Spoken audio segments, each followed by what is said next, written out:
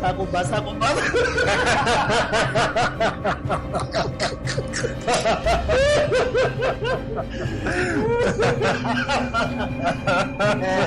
ይበላ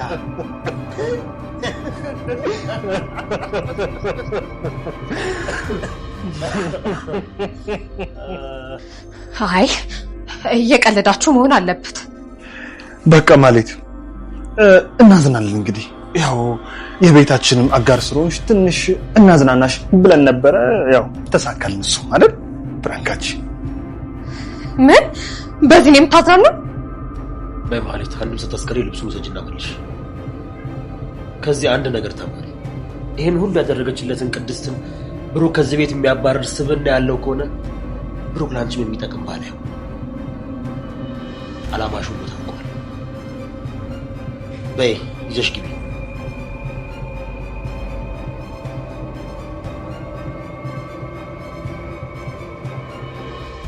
ኤይ ያልሽን አልሰማሽም እንዴ? ልብሱን ወደ ሻንጣው አስገቢና ሻንጣውን ወደ ነበርበት አስገቢ። ፕራንክ ተደርገሻል። ኤይ እሺ ችግር የለውም። እሺ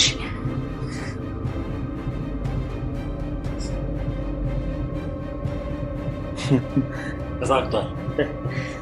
ለቅድስት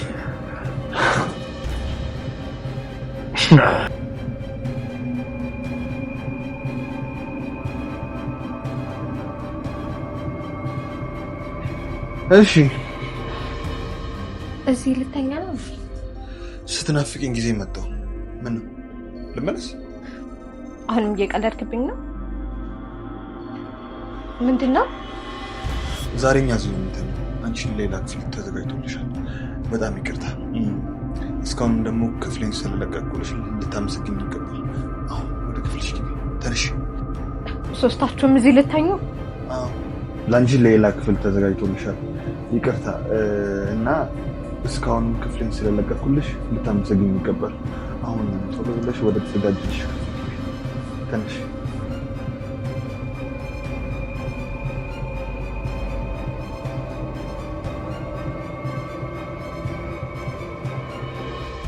ማህሌትን በዛ መልኩ ስላዋረዷትና ጠበቃው ተንከሲስ የሆነ ሰውዬ ስለታሰረ ደስ ያላችሁ ካላችሁ ቪዲዮውን ከምን ጊዜውም በላይ ላይክ አድርጋችሁት ብዛታችሁን እንድታሳዩኝ ይፈልጋለሁ።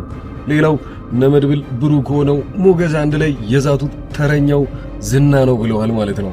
እንግዲህ ይሄ ደግሞ የሆነው ጠበቃው ከታሰረ በኋላ ላይ ያው አቅጣጫቸውን ወይንም ፊታቸውን የሚያዞሩት ወደ ዝና ነው ማለት ነው። ጠበቃው ሳይታሰር በፊት ምን እያለ እንደሆነ አይታችኋል።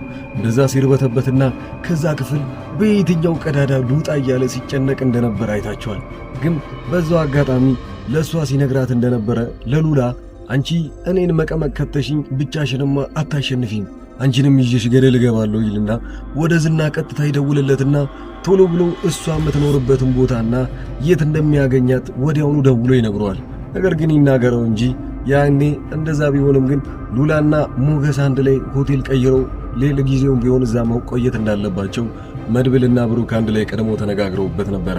ታዲያ እንደዛ አድርገው ቦታ ቀይረውላታል ማለት ነው። በዚህ ጉዳይ ላይ እንግዲህ አሁን ድራማው በጣም እየጦፈና በጣም መስመሩን እየያዘ ይገኛል ማለት ነው። ማህሌትም ብትሆን ደግሞ በራሴ በኩል አሸንፍ ያለው የመጨረሻው ቦታ ተሳክቶልኛል ብላ ነበረ። ነገር ግን እንደዛ አልነበረም። እሷን አውቃ እንደወረወረቻት አድርጋ መሬት ላይ ከወደቀች በኋላ እነሱ ለኔ ያግዙልኛል ብላ ሞገስና መድብልና እንግዲህ ብሩክ አንድ ላይ ሆነው ቅድስትን ያባሩልኛል ብላ ነበር ያሰበችው። ነገር ግን እንደዛው እንዳሰበችው እያደረጉላት እንደነበረና እሷ ደግሞ በቃ ልብሷን እኔ ይዤላት ልምጣና ራሴው ሸኛታለሁ፣ እናንተም መልፋት አይጠበቅባችሁም ትላቸዋለች። ልብሱን ይዛ ሄዳ እስክትመጣ ግን ነገሮች እንዳለ ተቀያይረው ነበር የጠበቋት። መጀመሪያውኑ ልብሱን ይዛ ስትመጣ ያው ቅድስትና ብሩክ ተቃቅፈው ስታያቸው ትደነግጣለች። ምንድነው የተፈጠረው ነበር ሐሳቧ። በሰዓቱ እስኪ ያስረዷት እየጠበቀች ነበረ። ታዲያ መድብል ሲያስረዳት እንደነበረው አንቺ እንዳዘብሽው አይደለም፣ መቼስ ቢሆን ያን ሁላ ክፋትና ያን ሁላ በደል ፈጽመሽ በቀላሉ እንደዚህ የምታሸንፊ ይመስልሻል ወይ? እንደዛም አይሆንም። ከዚህ በኋላ ቅድስትን ማክበር ይኖርብሻል። እንደ ሰራተኛ እሷን ማየት የለብሽም። ከዚህ ቤት ደግሞ ትባረራለች ብለሽ በፍጹም እንዳታስቢ። መባረር ካለብሽ አንቺ ነሽ የምትባረሪው።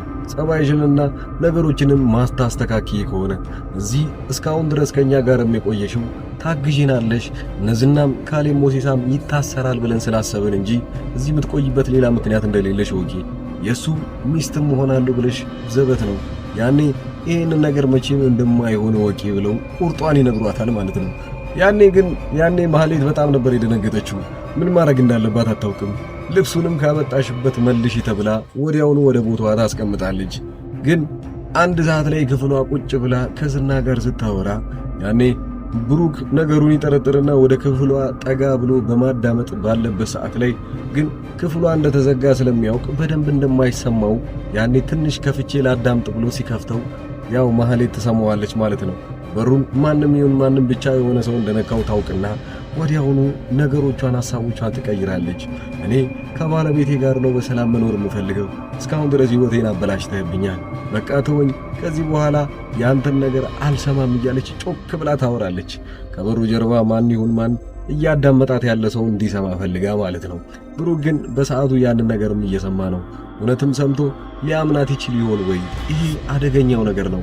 ታዲያ እሷም ወዲያውኑ ስልኩን ትዘጋዋለች። ዝና ግን በዚህ በኩል እያዳመጣት በነበረበት ሰዓት ላይ በጣም እየተናደደና ምንድነው እያለች ያለችው እንደውም በሐሳቧ ወይንም ሆዷ ውስጥ ያለውን ነገር በሰበቡ እየነገረችኝ ነው ብሎ ነበር ያሰበው።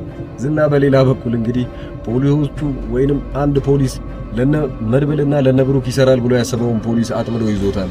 ያንን ሰውዬ መረጃ እንዲያቀብላቸው እየጠየቀው ነው ያለው። ሌላኛው ግን ቀድሞት የደረሰ መረጃ አለ። ሉላ የት እንደተደበቀች አውቋል። ያም የሆነው ጠበቃው ስለነገረው ብቻ ነው። ከዚህ በኋላ ሉላን የት እንዳለችና ያው እንግዲህ ትንሽም ቢሆን የእጅ አሻራዋን አግኝቷል በሚል ደረጃ ላይ እሷን በማሯሯጥ ውስጥ ይገኛል። በሌላ በኩል እንግዲህ ማህሌትና ቅድስት አይጥና ድመት ሆነው እዛ ቤት ውስጥ መጫወታቸው እስካሁን ድረስ አይታችኋል። እንግዲህ ማህሌትን በስተመጨረሻ ሰዓት አናድዋት እንደዛ ቀይ ደም ለብሳ ቁጭ ብላለች። ሌላኛዋ ፕራንኳን ወይንም ደግሞ ፕራንክ የተደረገችው ተናዳ ሳትጨርስ አሁን ደግሞ ድጋሚ ቅድስት ሌላኛውን ፕራንክ አዘጋጅታላታለች። ማታ ላይ እንግዲህ ከብሩክ ጋር አንድ ላይ ተኝቼ አሳይሻለሁ፣ ማን ሚስት ማን ሰራተኛ እንደሆነ ያኔ እንለየዋለን ትላታለች። ማህሌት በዚህ ነገር በጣም ትናደድና መቼም አታስቢ፣ እሱ ካንቺ ጋር የሚተኛበት ምንም አይነት ምክንያት የለም ትላታለች። ቅድስት ይንጋና እናየዋለን ብላ ትሄዳለች። ማህሌት ለብቻዋ ስታስብ ግን እንዴት በምን መልኩ አብሯት እሺ ብሎ ሊተኛ ይችላል? መቼስ ይሄ ሁላ ሰው ወይንም ደግሞ ብሩክ መድብልም እያለ እሺ ብሏት አብሯ አይተኛም ብላ ነው ያሰበችው። ቅድስት ግን መጀመሪያውኑ በደንብ ተዘጋጅታበታለች። መጀመሪያ ሄዳ ምሳሌን ታስማማትና ሶስታችን ዛሬ አንድ ላይ ነው የምንተኛው ትላታለች። ምሳሌ ችግር የለውም እኔ ካንቺም ከአባቴም ጋር አንድ ላይ መተኛ ትፈልጋለሁ ብላ ምሳሌም ትስማማለች ማለት ነው። ማታ ላይ እንግዲህ ምሳሌ ሄዳ ብሩክን እንድታሳምነው ከተነገራትም በኋላ ሄዳ ታሳምነዋለች ማለት ነው። ሶስታችን ዛሬ አንድ ላይ መተኛት አለብን። ያ የልጁ ጥያቄ ነበረ። እንግዲህ እሱ ያለምንም ማቅማማት ነበረ እሺ ያለው። ማታ ታዲያ ሰዓቱ ደርሶ እንግዲህ ወደ ክፍሏ ሶስቱም ጎራ ይላሉ ማለት ነው። መጀመሪያ ግን ብሩክ እንደተለመደው እሷን ፕራንክ ለማድረግ ወዲያው እንዳሰበው ደግሞ ናፍቀሽኝ የመጣሁት ይላታል። ያኔ እንደዛ እንዳላት ግን እሷ እንዳላመነችው እየተናገረች ወዲያውኑ ምሳሌና ቅድስት ተከታትለው ይገቡና ነገሩን ለሷ ለማስረዳት ይወስናሉ። ያው ብሩክ ሲያስረዳት እንግዲህ እስከ ዛሬ ድረስ እንግዲህ ክፍሌ ለቅቄልሻለሁ፣ ዛሬ ደግሞ ተረኛው ያንቺ ነው። ሌላ ክፍል ውስጥ ያንቺ ቤት ስለተዘጋጀ እኛ ሶስታችን ዛሬ እዚህ ስለምናድር አንቺ ይህንን ክፍል አሁኑ መልቀቅ ይኖርብሻል ብለው ነበር የጠየቋት። ሶስቱም የእሷን መልስ እየጠበቁ ነበረ። እሷ ትደነግጣለች። ምን መመለስ እንዳለባት አታውቅም።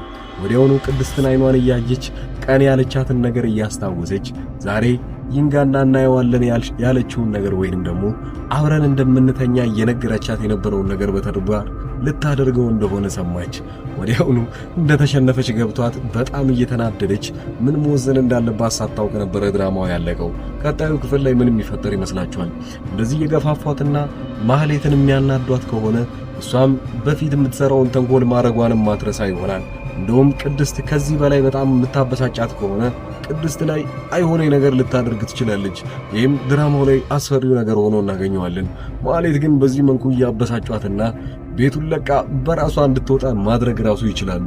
አሊያም ግን እነሱ ተረጋግተው ምንም አይነት ተንኮል እሷ ላይ ሳያደርሱ እሷን የሚተባበሯት ከሆነ እሷም ደግሞ የነዝናንና የክንካሌ ሞሲሳን ሚስጥር ልትናገሩላት ትችላለች። እነዚህ እያሰቃዩት ከሆነ ግን እሷ ፍርድ ቤትም መስክሪ ስትባል ላትመሰክር ትችላለች። ምክንያቱም መጀመሪያውኑ እያናደዷት ስለሆነ።